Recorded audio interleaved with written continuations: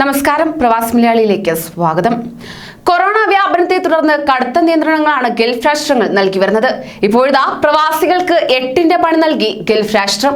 കുവൈറ്റിൽ 1.5 ലക്ഷത്തോളം പ്രവാസികളുടെ താമസരേഖ റദ്ദാക്കിയതായി റിപ്പോർട്ട്. കോവിഡ് പ്രതിസന്ധിയെ തുടർന്ന് 1,47,000 വിദേശികളുടെ താമസരേഖയാണ് റദ്ദായതായി ആഭ്യന്തര മന്ത്രാലയ വൃത്തങ്ങൾ അറിയിച്ചത്. ഇതേ തുടർന്ന് അനധികൃത താമസക്കാർക്ക് അടുത്ത മാസം 1 മുതൽ അനുവദിച്ചിരിക്കുന്ന ഭാഗിക പൊതുമാപ്പ് ഉപയോഗപ്പെടുത്താൻ സാധിക്കുന്നതായിരിക്കും. ഇതിനായുള്ള നടപടിക്രമങ്ങൾ അതാത് ഗവർണറേറ്റുകളിൽ ആരംഭിച്ചു കഴിഞ്ഞതായാണ് റിപ്പോർട്ട്. അതേസമയം കുവൈറ്റിൽ 60 വയസ്സ് കഴിഞ്ഞ ബിരുദമില്ലാത്ത വിദേശികൾക്ക് താമസരേഖ കുടുംബാശ്രിത വിസയിലേക്ക് മാറ്റാൻ അവസരമൊരുങ്ങുകയാണ്.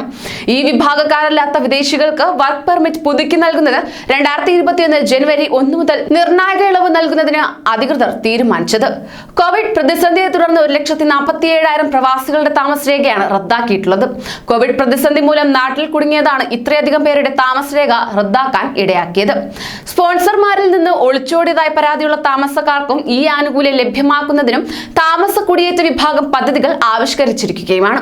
കുവൈറ്റിൽ അനധികൃത താമസക്കാർക്ക് പിഴ അടച്ച് രാജ്യം വിടുന്നതിനോ അല്ലെങ്കിൽ പിഴ അടച്ചുകൊണ്ട് താമസരേഖ നിയമവിധേയമാക്കുന്നതിനോ അവസരം നൽകിക്കൊണ്ടുള്ള ഭാഗിക പൊതുമാപ്പ് ഡിസംബർ 1 മുതലാണ് ആരംഭിക്കുന്നത്. ഡിസംബർ 31 വരെയാണ് സമയപരിധി അവസാനിക്കുന്നത്.